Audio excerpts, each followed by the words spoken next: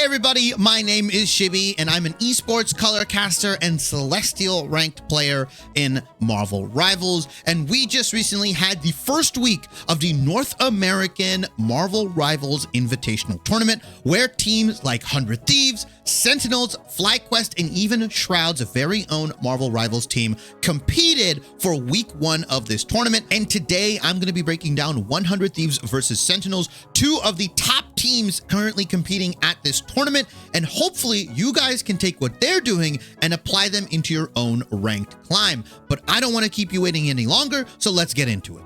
So we're going to be looking at map 3 between 100 Thieves and Sentinels. Currently, this series is tied 1-1 apiece. We're on day 3 of the Marvel Rivals North American Invitational. I believe as of this match, 100 Thieves is 4-0 and Sentinels are 4-1. So 100 Thieves is the only undefeated team, but obviously Sentinels have a similar record. Arguably two of the best teams at this North American Invitational right now, and not surprising just because of the pedigree, I guess, of both of these teams. Sentinels, if you recall, pretty much picked up all of Nightmare's roster, right? Or 5/6 of Nightmare's roster. So you'll recognize people like Rymazing, Kurova, Aramori, Gomez. These people were all on the old Nightmare roster that was like pretty much winning a majority of the Marvel Rivals North American tournaments. And 100 Thieves, actually, I believe, I think most of these people are the Mutants roster. And the Mutants roster, prior to them becoming 100 Thieves, I think we're one of the few teams that actually beat this version of Nightmare in a grand finals. I believe it was in the Marvel Rivals Championship Tournament, one of the MRCs. This Mutants roster, now 100 Thieves, came in and beat them. So these two teams, very, very good. I originally came to this tournament thinking that Sentinels and FlyQuest were going to be two of the really big rosters, or two of the more favorited teams. 100 Thieves has been a pleasant surprise so far this tournament, and I think this Mutants roster, now 100 Thieves, have been looking very, very good right now. And like we said, it's 1-1 apiece. We're in the Hall of Dajalia, so the convergence map, and we're going to get into the pick and ban phase of this map here.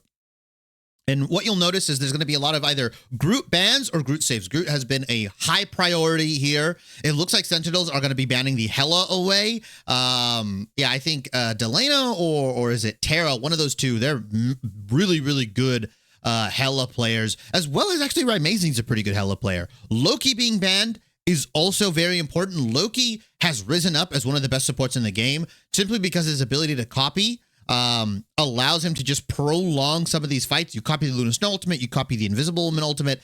It can be just very disgusting to play against. So I love taking that away, removing that from the field of play.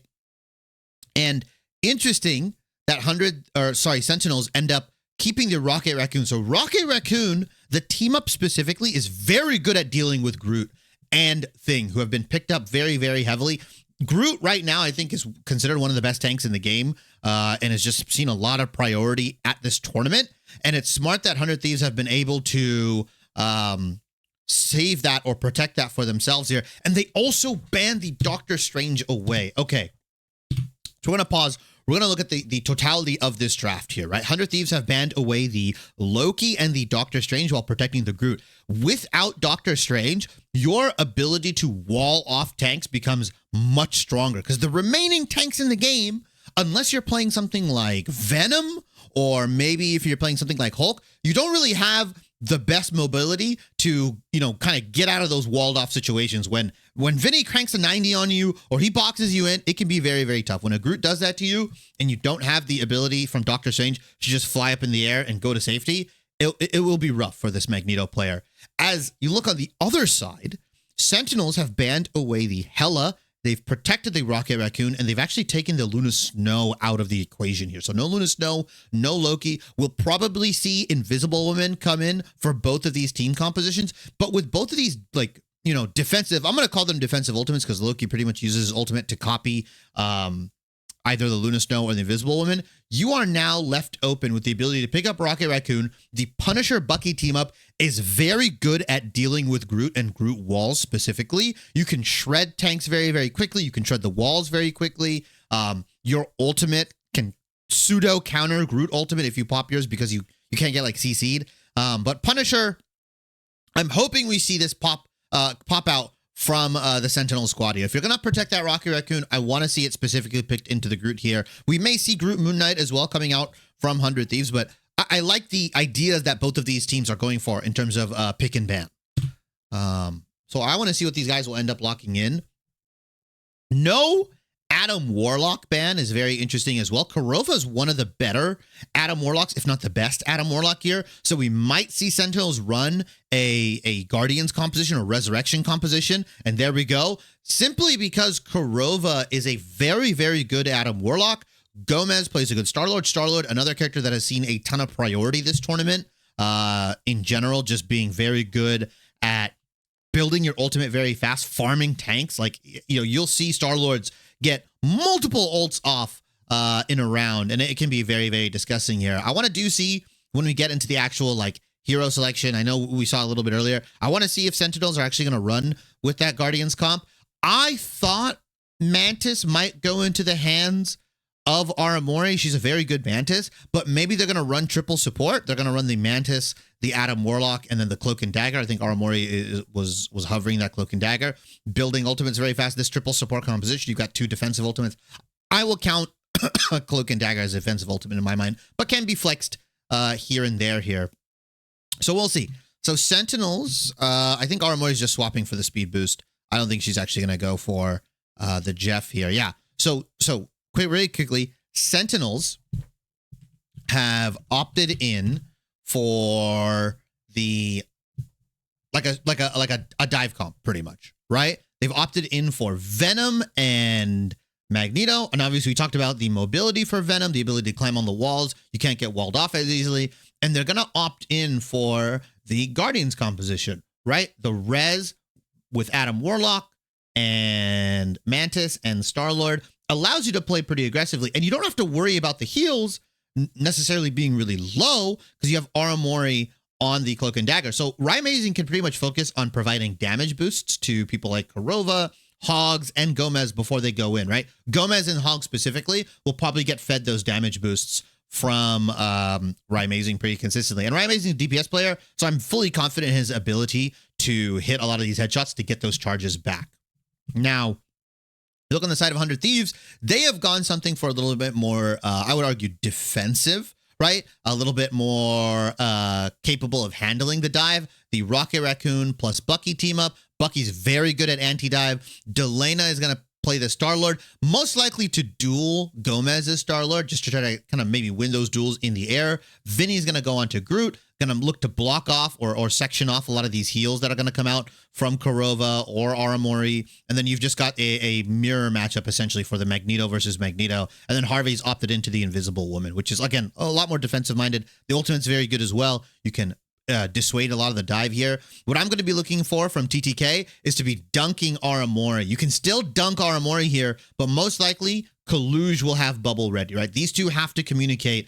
I'm going to ult. Okay, get bubble ready because TTK probably has ultimate there. So we'll be interested to see 100 Thieves on the defensive side first, Sentinels on the attack. Let's see how these two comps actually clash against each other. So I do potentially want to see Terra just keep his hook open or keep a lot of his CC abilities ready for Hogs when he dives in here. This top part on Hall of Dajalia is very hotly contested. And I want to see how Sentinels are going to attack this. They're going for, it seems like, more of a split attack. And there goes the grab that comes in. Hogs should be able to get out. But they're going for like attacking the top left here, that bridge area or the high ground. And then we saw some people, we actually saw 1 or 2 people on this bottom ground here, or low ground. So to deal with both of these, as well as the ensuing dive, I mean, Sentinels did a pretty good job like breaking, well, we'll see if they broke it, but they did a pretty good job of attempting to break what I believe is that, that stronghold, we'll call it.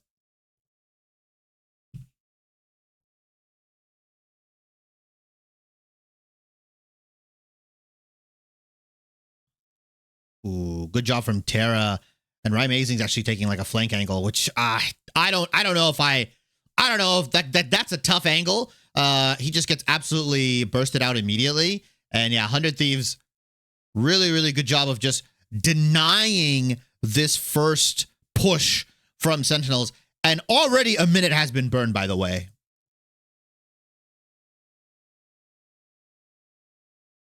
So now we want to take a look at potentially the ult stock here and what is going to come up for this next fight. What are they looking to do here? How does Sentinels win this, and how does 100 Thieves win this? Well, SJP has already been able to build up the amplifier. I would suggest, because that fight took, like, you know, relatively quickly, and you don't expect anybody to have their ultimates up on the Sentinel side, once that push comes in, pop that ultimate onto your stronghold, combine it with the infinite ammo for Terra, and then just pop off, right? I think that's the way to do it in my mind, and hopefully that's what they're going to do here. As this next push comes in, we have the luxury of X-Ray. It looks like they're going to go straight through main. I want them to kind of maybe go through top here, maybe run all the way around the bridge, but I'm not sure if that bridge already got broken. But we'll see how 100 Thieves navigate this, because they do have quote-unquote ult advantage. Sentinels were able to take a tick off, though, of Hall of Dajalia. They are just going to go through main, and Vinny's going to drop down, which is, I like this. Groot has the ability to drop down as long as you have your E wall somewhere far away. You can get heals pumped into you pretty consistently, and you kind of force them to challenge you here. Not damage coming through, though. Sentinel. Gomez pops his ultimate, which then gets in response from the Invisible Woman ultimate. Vinny's able to pick up a kill, and it looks like Aramori is ulting onto point here. Like, remember we talked about those triple support ultimates building super fast here. I want to see Vinny pop this ultimate once this Cloak and Dagger ultimate goes down, and there's a potential to dunk. TTK and Vinny can combo here. Ooh, oh, nothing happens though. Unfortunately, we get blinded and we don't see the dunks land. So Vinny and TTK cannot combo their ultimates together. Terra, I believe, popped his ultimate as well. Let's just see that sequence with sound. Yeah, and Gomez and Kurova, yeah, that's really, really smart from them. That rest comp we talked about, you can take super aggressive, and yeah, there's nothing. There's so much healing coming in from the Sentinel side, and this dunk combo that came in from Vinny and TTK just aren't enough, and Sentinels are able to pick it up. Yeah, doesn't matter. And even if Kurova, Rymazing, or Gomez go down, the ability to have that res to just immediately get back into the fight, a pick is not a pick, right? 100 Thieves have to work twice as hard, let's call it, to create a man advantage, because 3 of the members of Sentinels have the ability to res, and you also have Kurova being able to res his teammates if they don't have that res available. Really, really well played from Sentinels. Even though 100 Thieves had a pseudo ult advantage, the triple support ultimates, or the double support ultimates, Aramori and Rymazing popping those out. Gomez ended up getting Harvey's out, so now you don't have any defensive ultimates, and you can just kind of like steamroll through against 100 Thieves here.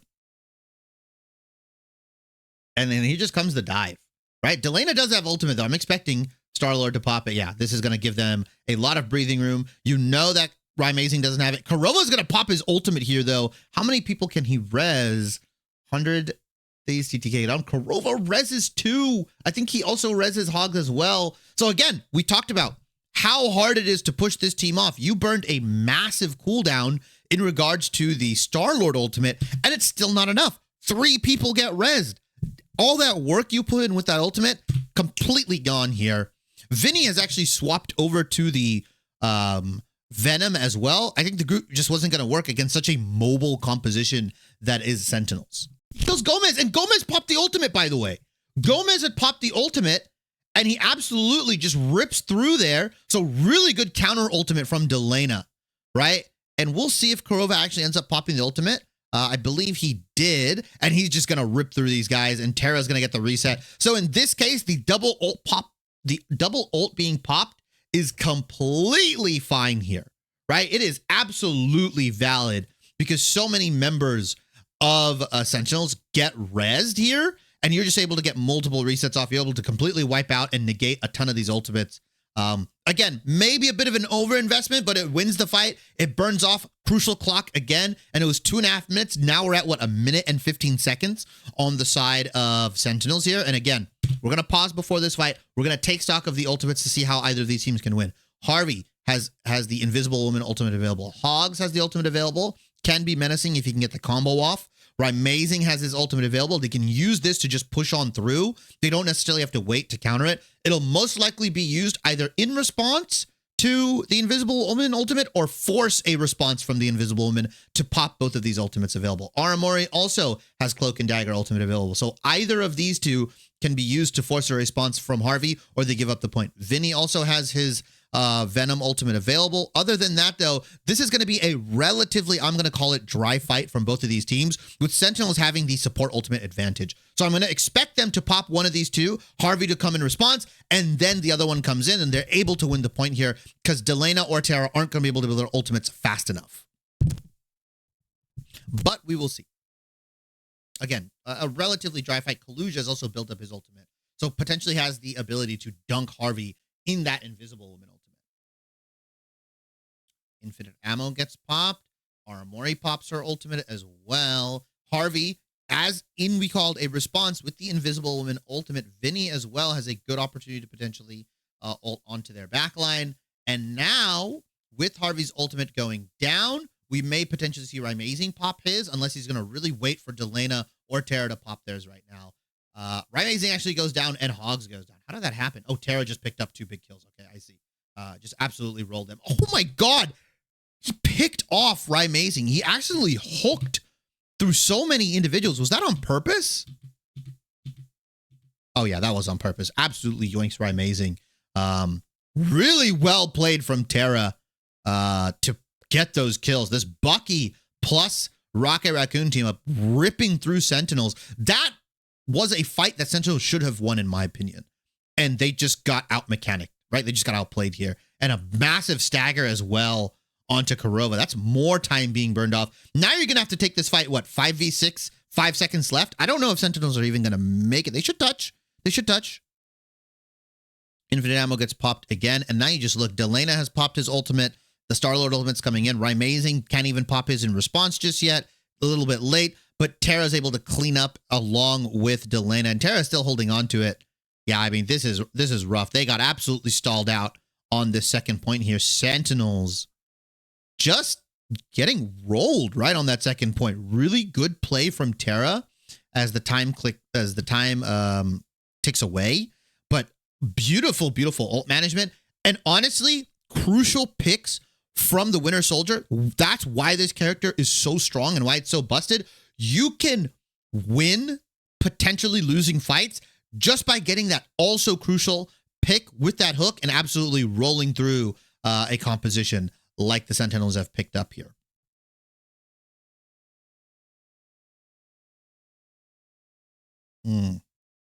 Let's see. So now we swap sides. 100 Thieves is on the attacking side. They've just got to make it essentially to 0.2, I believe, to win this round here.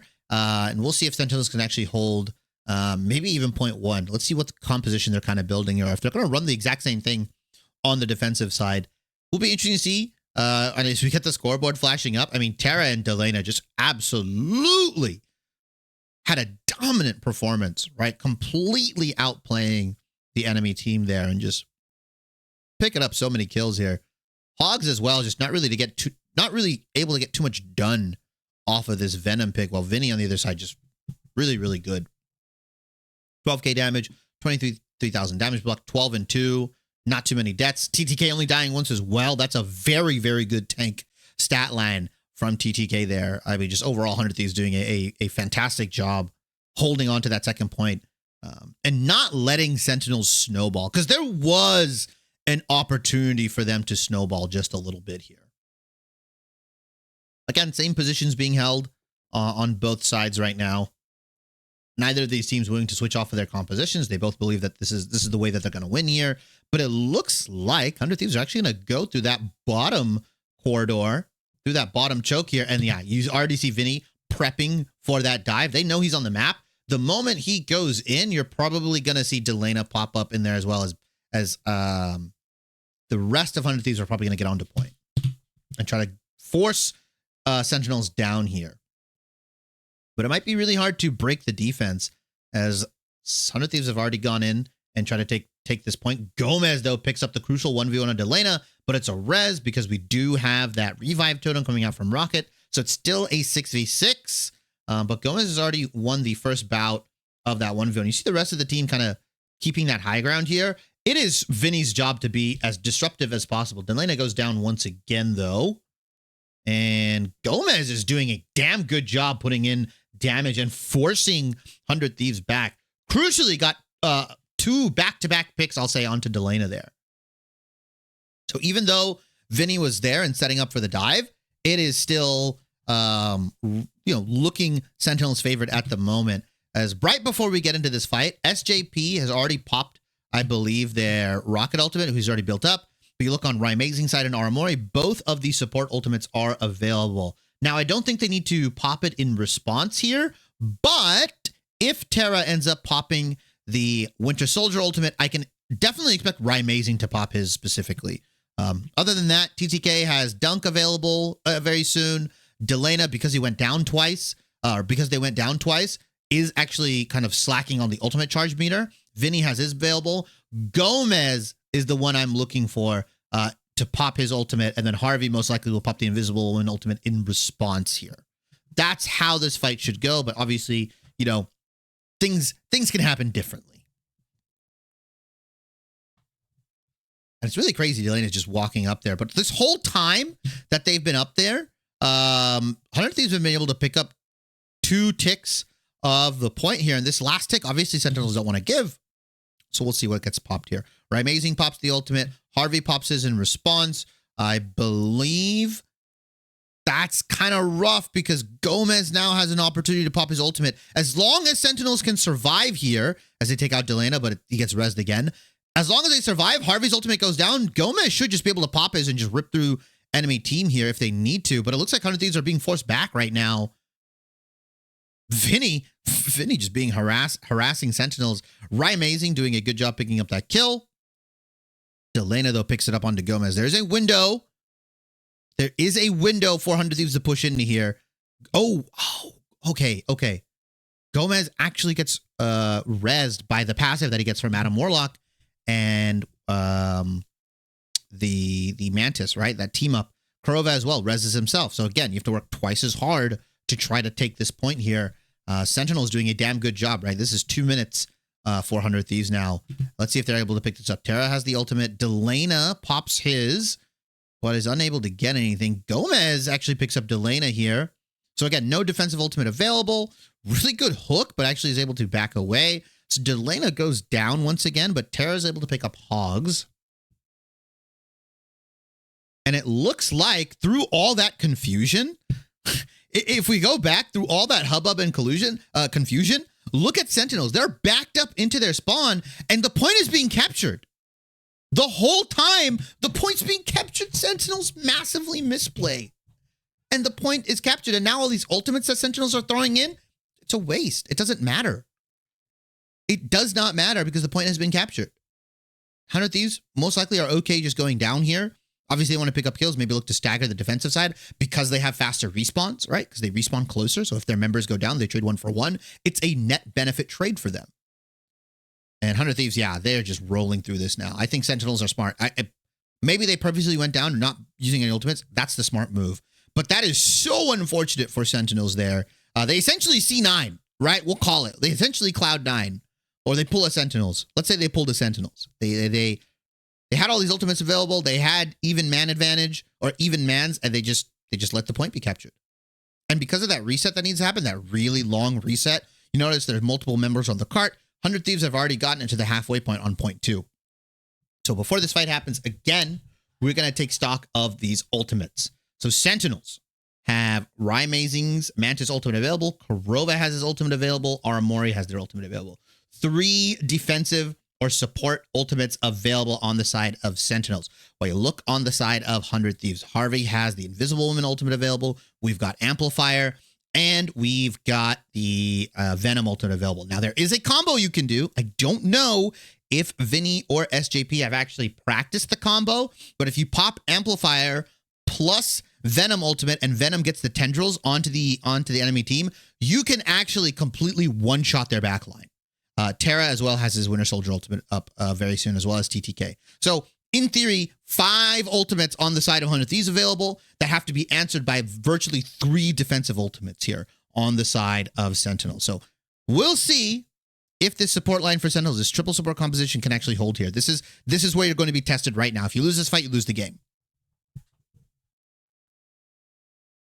See how this fight turns out, though. Terra has been absolutely monster on these hooks. Oh, unable to pick somebody off, though. And that infinite ammo is so good at dissuading that dive. Hogs gets melted immediately, bro, through his shield. That's so rough. He dives in, and then you throw the infinite ammo down, and you just burst through him. Like, he just gets absolutely murdered, right? Just absolutely a ton of damage gets pulled into him, and it's over. On top of the amplifier being popped. Amplifier being popped in response to Hogs' dive makes it so that he gets melted even quicker. And here comes the ultimate. Oh, no! Oh, not the Adam Warlock into again and again and again. I mean, 100 Thieves, with their ult economy, have been doing a really good job. As Kaluj actually picks up Terra, but I believe he's going to get respawned. Delana as well pops the ultimate, simply because there is nothing left on the side of Sentinels, right? Amazing popped the Mantis ultimate, Aramori popped the Cloak and Dagger ultimate, and Korova popped the Adam Warlock ultimate. It's just not enough, unfortunately. There's too much to deal with. And so Delana pops off at the end here, saves his ultimate. Doesn't matter if you res, you're most likely still going to die here.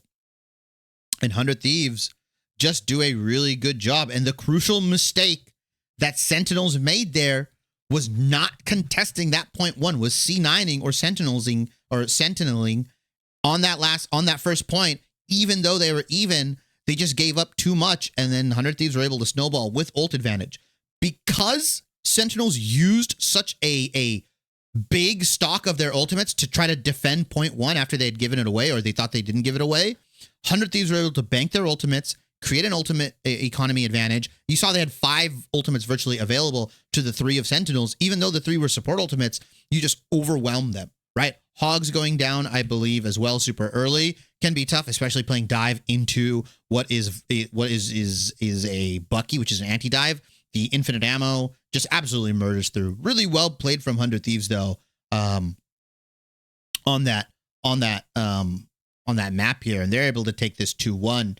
And I believe the series is now 2-1 between these two guys. And yeah, that's very well played. I've been continuously impressed with 100 Thieves. That was a really close match between these guys, I would argue. It looked like Sentinels was going to hold them on that first point. Unfortunately, they just misplay. A big error from them. But that triple support composition that we talked about, right? Not banning that Adam Warlock away. You saw the value it could get as long as it's used, within cover. You saw Korova pop it as well, like at the beginning of the fight when one person goes down, just to give them that res immediately. And having that soul bond plus the heals available. Very, very well played, but good job from 100 Thieves to just kind of steamroll and snowball the mistake that Sentinels made into that map win. Hey everybody, thanks for watching. If you enjoyed the video, I'm going to tell you something you've heard a million times before. Like, comment, subscribe, and hit the bell for notifications on my latest uploads. I try and respond to every single comment in my video because I genuinely do appreciate everyone that takes the time out of their busy schedules to leave one, and I love interacting with my community. If you want to catch more longer form content, I stream over on Twitch about 3 to 4 times a week, where you'll get unedited versions of these videos, as well as we talk about roster moves, patch changes, as well as gameplay over there. If you care about the short form side, I post pretty frequently on YouTube Shorts and TikTok, where you'll get more condensed version of this content, as well as highlights from my stream, amongst other things. I'm also on Twitter, and all of this will be in the description box below, as well as a pop-up that will form on the right side where you can catch me on all the different platforms. I genuinely appreciate everyone that stops by on this channel and watches all my videos, and I hope to see you in the next one.